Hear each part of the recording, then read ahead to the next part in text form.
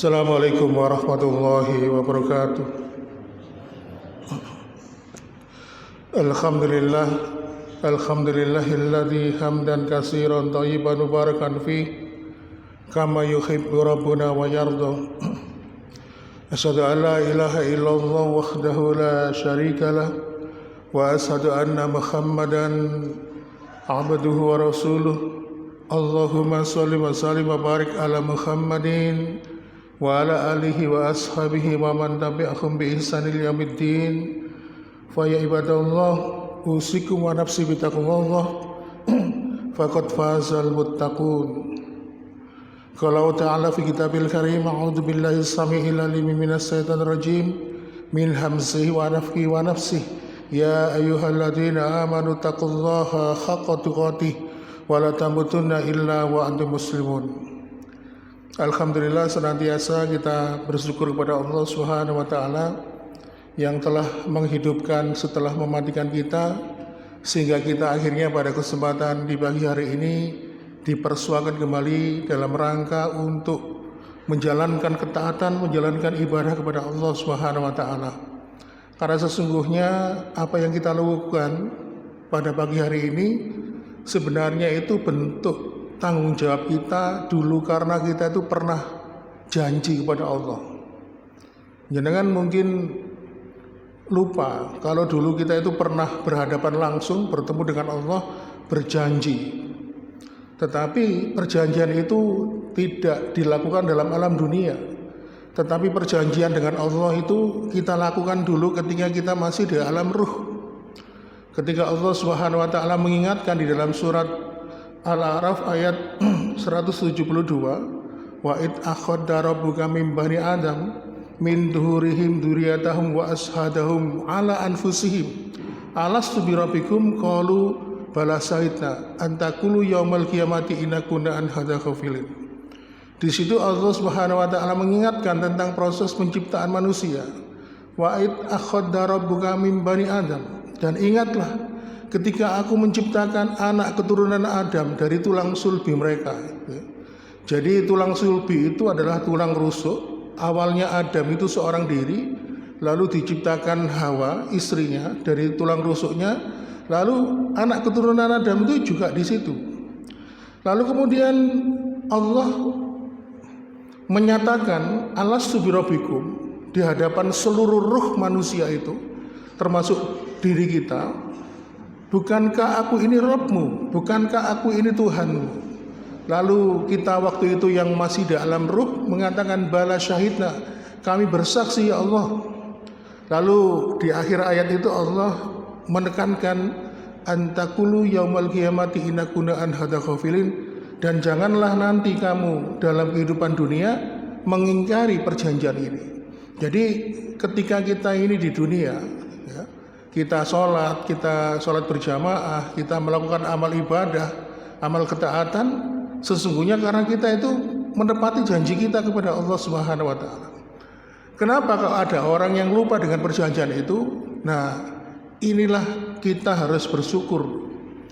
Karena hanya orang-orang yang dikehendaki oleh kebaikan oleh Allah lah yang diberikan hidayah, diberikan petunjuk, sehingga dalam kehidupan dunia tidak pernah melupakan perjanjian itu.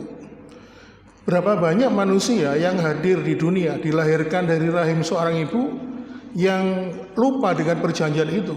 Mereka lahir dari rahim seorang ibu yang tidak mengenal Allah, hingga akhirnya dia meninggal, ya, dalam keadaan tidak mengenal Allah. Maka ketika kita lahir dari rahim seorang ibu yang mengenal Allah, lalu kita dibimbing di situ, lalu kita dikehendaki menjadi hamba-hamba yang soleh, hamba-hamba yang beriman dan bertakwa kepada Allah, dan kita sama sekali tidak pernah minta, maka disitulah letak kesyukuran kita. Maka benarlah kata Rasulullah SAW, wa min alamati suktila ayusbilah bima la yanfaq. Dalam hadis riwayat Imam Tirmidzi, Allah itu kalau nggak senang dengan seorang hamba, maka hamba itu akan disibukkan dalam perkara yang tidak ada manfaatnya. Mahbumul mukhalafahnya, logika terbaliknya, kalau Allah itu nggak senang dengan hamba lalu disibukkan dalam perkara yang tidak ada manfaatnya, maka kebalikannya, kalau Allah senang dengan seorang hamba, maka hamba itu akan disibukkan dalam perkara ketaatan, dalam perkara ibadah. Maka kalau kita ini sibuk di masjid, sibuk ibadah, sibuk melakukan amal ibadah, amal ketaatan, maka yakinilah ya, kita dikehendaki oleh Allah menjadi hamba-hamba yang dicintai oleh Allah Subhanahu wa taala. Demikian jamaah sekalian sebagai mukadimah pada pertemuan kita pada pagi hari ini. Kita akan melanjutkan pembahasan kita, khususnya ketika pas jadwal saya, kita membahas beberapa hal tentang kematian. Dan pembahasan ini kita ambil dari kitab yang dikarang oleh Imam Al-Qurtubi, yaitu At-Tazkirah, yaitu tentang pengingat kehidupan dan kematian. Maka pada kesempatan di pagi hari ini kita akan membahas beberapa poin tentang kematian. Bahwasannya di balik mati itu ada hidup. Kenapa kok demikian? Kalau kita melihat ada orang, atau kalau kita melihat proses orang meninggal dunia, sebenarnya orang yang mati itu tidak mati. Sebenarnya dia itu tetap hidup. Ruhnya tetap hidup. Yang mati hanya jasadnya. Jasadnya akan dikubur di kuburan, lalu jasadnya itu akan hancur dimakan hewan pengurai seperti cacing dan hewan-hewan yang lainnya. Membusuk sehingga akhirnya tinggallah tulang ekornya. Sedangkan roh dia tetap hidup di alam kubur, di alam barzah, ya. Kemudian sampai ke alam-alam berikutnya. Makanya kenapa dalam sebuah riwayat ketika Allah Subhanahu wa taala sudah menegakkan hisab di hari kiamat nanti, Rasul itu menyampaikan sebuah kisah bahwasanya maut itu diibaratkan seperti domba. Domba itu lalu disembelih. Maka Allah mengatakan ini adalah maut. Maut sudah aku sembelih. Maka bagi mereka yang sudah memasuki alam akhirat, alam ruh, mereka yang ingin mati, dia tidak bisa mati lagi. Kenapa? Karena kematian itu sudah tidak ada. Makanya ruh itu akan selalu hidup hingga akhir kehidupan nanti di akhirat dalam kehidupan neraka atau surga. Oleh karena itu, ma'asyiral muslimin, ada beberapa poin yang harus kita mengerti tentang kematian. Yang pertama bahwa mengingat mati itu merupakan fitrah manusia. Kenapa? Karena memang kalau orang itu ingin hidupnya baik, terarah ya, harus banyak mengingat mati. Karena dengan mengingat mati itu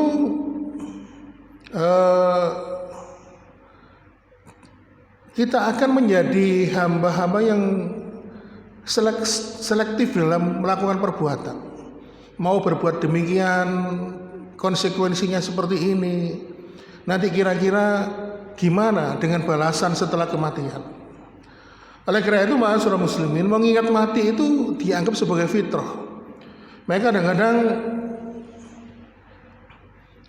kan dulu waktu Jalan Punala ini awal-awal dibangun jadi 2 jalur itu kan kalau malam kan dibuat balapan anak-anak muda, anak trek-trekan ya. Ketika dulu sering balapan itu ibu-ibu yang di pinggir jalan ngomong, arek-arek uga eling nek mati ta. Ya apa nek mati ya. Jadi seakan-akan apa mati itu sebagai fitrah manusia. Walaupun orangnya itu mungkin tidak sholat tapi kadang-kadang mosok lali nek bakal mati kok. Gak wedi mati ta gitu. Makanya mengingat mati itu adalah sebagai fitrah. Bahwasannya manusia itu pasti akan mati. Yang kedua, setelah kita memahami bahwa mengingat mati itu merupakan bagian fitrah, maka mengingat mati itu perlu kita ketahui adalah mengingat mati itu adalah bagian dari ibadah. Maka ketika sesungguhnya kita ini membahas tentang kematian, sehingga kita ini akhirnya mengingat mati, maka kita akan bertambah pahala kita. Karena apa? Kita mengingat mati, karena mengingat mati itu perintah dari Allah dan Rasulnya. Kalau namanya perintah ya, lalu kita laksanakan, maka kalau namanya perintah itu berarti ibadah. Kalau kita melaksanakan perintah, maka kita akan mendapatkan pahala. Sebagaimana seperti sholat berjamaah itu ibadah dan ada pahalanya. Menghafal Al-Quran ibadah dan ada pahalanya. Sedekah ibadah dan ada pahalanya. Terus kemudian ibadah haji dan umroh itu ada pahalanya. Demikian juga dengan mengingat mati, karena ada perintahnya sehingga akhirnya disebutkan ibadah, sehingga akhirnya berpahala. Rasulullah SAW pernah menyampaikan, aksiru min dzikri hadimil ladzati yakni al-maut. Aksiru, perbanyaklah kalian untuk mengingat semua perkara yang memutus kenikmatan. Apa perkara yang memutus kenikmatan itu? Yaitu kematian. Di sini Rasulullah mengawali kalimat itu dengan kata aksir. Artinya perintah untuk memperbanyak, dan perintah itu mengandung ibadah. Kita diperintahkan untuk mengingat mati, maka setiap orang yang mengingat mati sedang beribadah kepada Allah Subhanahu wa taala. Jadi mengingat mati itu bukan hanya anjuran, tetapi mengingat mati itu merupakan bagian dari ibadah kita kepada Allah Subhanahu wa taala, dan mengingat mati itu mendapatkan pahala dari Allah Subhanahu wa taala. Oleh karena itu ma'asyiral muslimin, makanya orang itu kalau selalu mengingat mati, langkah hidupnya itu selalu tertata, Pak. Selalu terfilter, ya, terjaga dengan baik. Dia akan menghindarkan dirinya dari perbuatan-perbuatan yang akhirnya mendatangkan perbuatan dosa dan kemaksiatan. Makanya kalau mengingat mati ini banyak versi, tergantung kita ya. Ada seorang ulama itu, saya lupa namanya, di belakang rumahnya beliau itu membuat suatu lubang kayak kuburan gitu. Ketika hatinya keras, sulit dinasihati, beliau tengah malam keluar dari rumahnya ke halaman belakang rumahnya, masuk ke kuburan, lalu dia tidur di situ sambil merenung. Aku nanti akan di sini, di tanah 1,2 meter ini, aku akan membaringkan diriku di sini terbujur kaku dan aku sendirian. Dia merenungi, ya, mengingat mati. Kemudian ada salah seorang sahabat juga, saya lupa namanya, itu ketika melihat seorang pandai besi, ketika melihat betapa besi itu dipanggang, dibakar sampai melebihi berapa ratus derajat sehingga besi itu meleleh, akhirnya apa? Dia teringat Rasul mengatakan sesungguhnya panasnya api dunia itu masih tidak ada apa-apanya dibandingkan panasnya api di akhirat. Jadi api di akhirat itu sebanding dengan berapa ribu kali panasnya di dunia. Nah, dia teringat bagaimana orang-orang yang dibakar di alam neraka, sehingga akhirnya apa? Dia menjadi ngeri. Oh, seandainya panas api di dunia aja sudah ngeri, apalagi panas api di dalam neraka. Ma'asyiral muslimin, ada salah seorang sahabat yang bernama Utsman bin Affan. Utsman bin Affan ini kalau bicara tentang surga neraka itu responnya biasa. Tetapi kalau sudah bahas tentang kematian, bahas tentang kuburan, Utsman itu nangis. Suatu ketika Utsman itu jalan-jalan menuju Meri, ya, setelah melewati terowongan itu kan ada kuburan. Utsman bin Affan berhenti di situ melihat kuburan. Lalu dia nangis. Sahabatnya bertanya, lah kenapa kamu kok nangis melihat kuburan itu? Aku teringat Rasulullah SAW pernah bersabda, Innal qabra awalu min manazilil akhirah, faman naja minhu, fama ba'dahu aisar, fama lam yanju, fama ba'dahu aisyad. Sesungguhnya alam barzah itu, kata Rasul, merupakan awal perjalanan panjang kita menuju akhirat. Maka siapapun yang selamat pada alam kubur itu, maka setelahnya pada proses alam-alam berikutnya dia akan semakin diberikan kemudahan. Sedangkan barang siapa yang tidak selamat dalam perkara kuburnya itu, maka pada perkara berikutnya, pada proses berikutnya, kesulitan demi kesulitan akan menerpanya. Inilah ma'asyiral muslimin wa sumratal mu'minin rahimakumullah. Kemudian poin yang ketiga tentang kematian, ya. Bahwasannya mengingat mati itu, poin yang ketiga, ya, bahwasannya mengingat mati itu merupakan perkara yang dibenci oleh setan. Karena setan itu sangat benci jika ada orang yang mengingat mati. Makanya setan itu berusaha bagaimana menjerumuskan manusia supaya tidak mampu untuk mengingat kematian dalam hidupnya. Makanya kenapa manusia itu berusaha melupakan manusia di dalam pikirannya, Karena setan itu tahu kalau seseorang itu mengingat mati, dia pasti akan beriman dan bertakwa kepada Allah Subhanahu wa taala. Makanya setan itu berusaha menjadikan dunia itu menarik untuk dirinya. Makanya kita lihat setan itu dunia itu sifatnya seperti apa? Ya, sebenarnya dunia itu kalau menurut penjelasan Nabi, dunia itu seperti wanita tua. Tetapi dia itu bersolek, merias dirinya, lalu dia melambai-lambaikan tangannya kepada manusia. Dan dunia itu ditampakkan bagus oleh setan di hadapan manusia. Makanya Rasulullah SAW itu pernah ketika bermajelis seperti ini ya, duduk bersama para sahabat itu, Rasulullah itu mengatakan begini dalam sebuah riwayat Imam Bukhari, "Masali wa masalu ummati kamasali rajulun auqada nara faja'alal khanafi wa ana akhudhu bihajuzikum walakinnakum tafalatuna anni." Masali wa masalu ummati, permisalan diriku dan permisalan kalian umatku, lihatlah seperti seseorang yang menghidupkan api ya. Di tengah malam yang gelap gulita ada seorang yang menghidupkan api unggun ya. Lalu datanglah hewan-hewan kecil itu seperti nyamuk, laron dan sebagainya datang ke dalam api itu. Karena apa? Karena gelap gulita ada api menarik perhatiannya.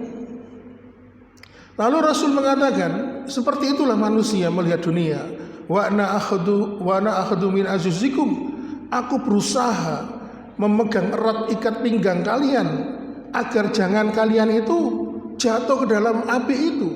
Tetapi Rasul mengatakan walakinnakum tafalatuna anni, tetapi malah kalian itu lepas dari genggaman tanganku. Jadi dari hadis ini kalau kita pahami secara pemahaman letterlek ya, mungkin kita tidak bisa memahami ini sebenarnya bahasa kinayah, bahasa kiasan. Maka kita harus melihat kitab syarahnya, kitab tafsir hadisnya.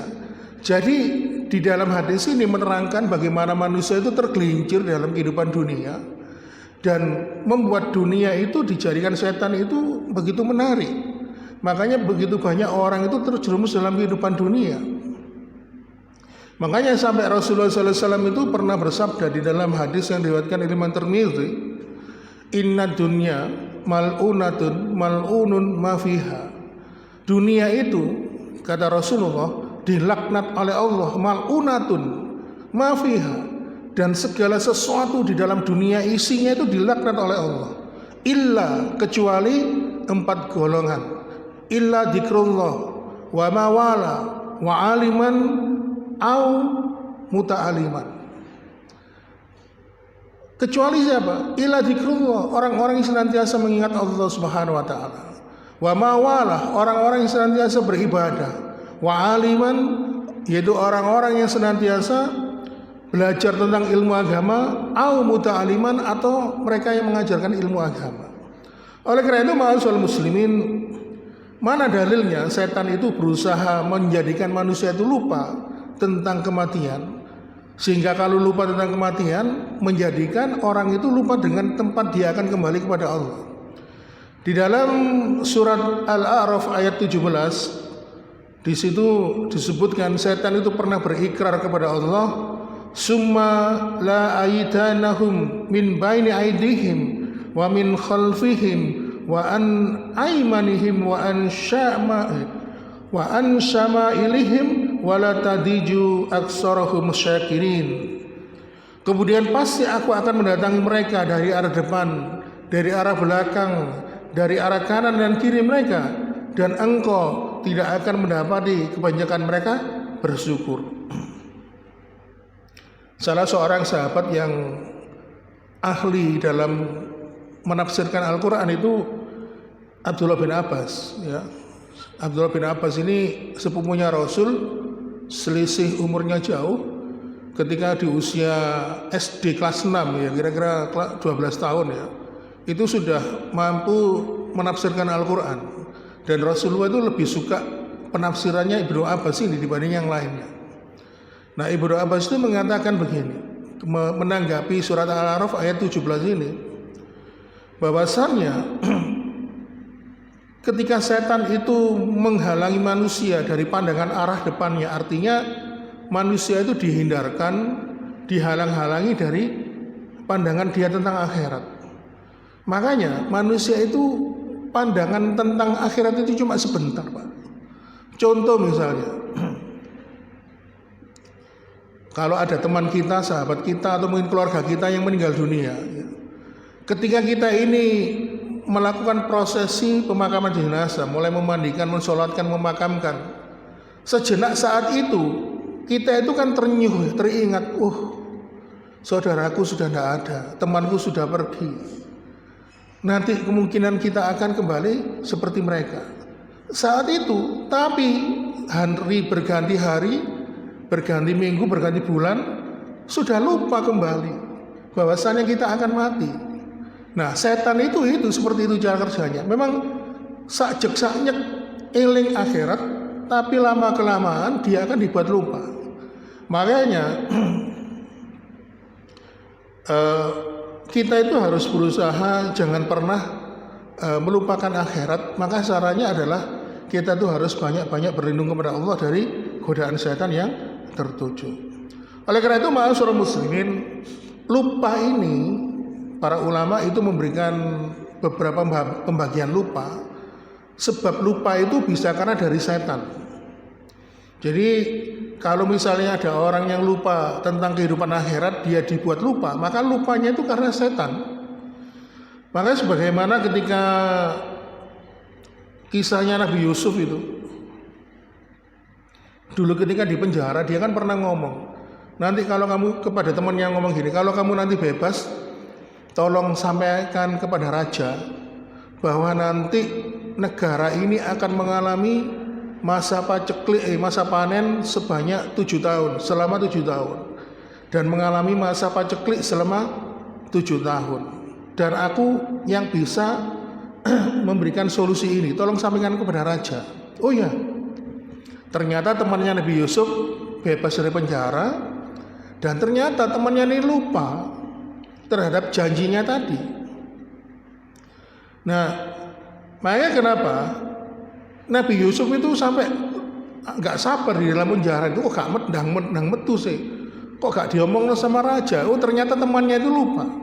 Makanya di dalam Al-Quran itu disebutkan ketika Allah Subhanahu Wa Taala menyampaikan kisah ini, Allah mengatakan dalam sebuah kalimat, fa'ansahu syaiton, setan itu telah melupakan temannya Yusuf tadi. Jadi lupa itu bisa disebabkan karena setan.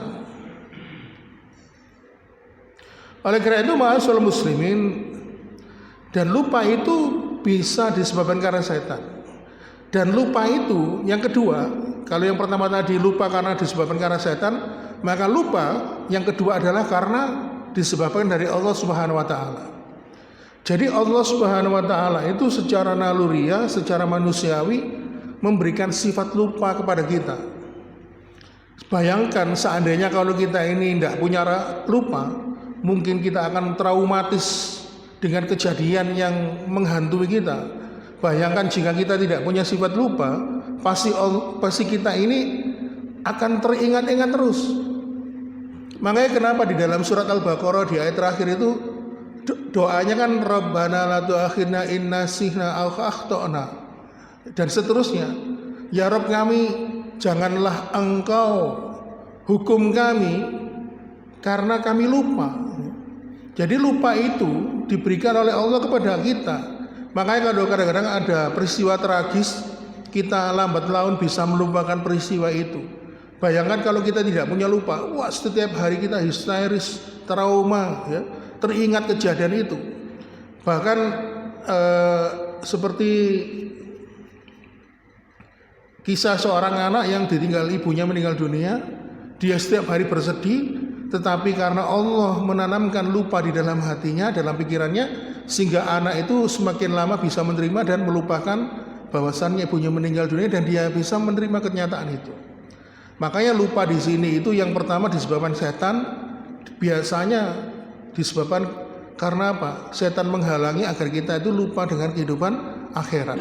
Dan salah satu pintu dari kehidupan akhirat itu adalah dengan mengingat mati. Oleh karena itu, ma'asyiral muslimin wa sumratal mu'minin rahimakumullah, ini adalah 3 poin tentang kematian. Mudah-mudahan bisa memberikan manfaat, bisa memberikan wawasan kepada kita bahwasannya kematian itu adalah, mengingat mati adalah fitrah, dan sebaik-baik hamba adalah senantiasa mengingat mati. Dengan mengingat mati sehingga membuat langkah hidup kita, langkah kaki kita ini terfilter, ya, terseleksi dari perbuatan-perbuatan yang tidak ada manfaatnya. Demikian, semoga memberikan manfaat. Mohon maaf bila kekurangan. Kita akhiri dengan doa kafaratul majelis. Subhanakallahumma wa bihamdika asyhadu an la ilaha illa anta astaghfiruka wa atubu ilaik. Wassalamualaikum warahmatullahi wabarakatuh.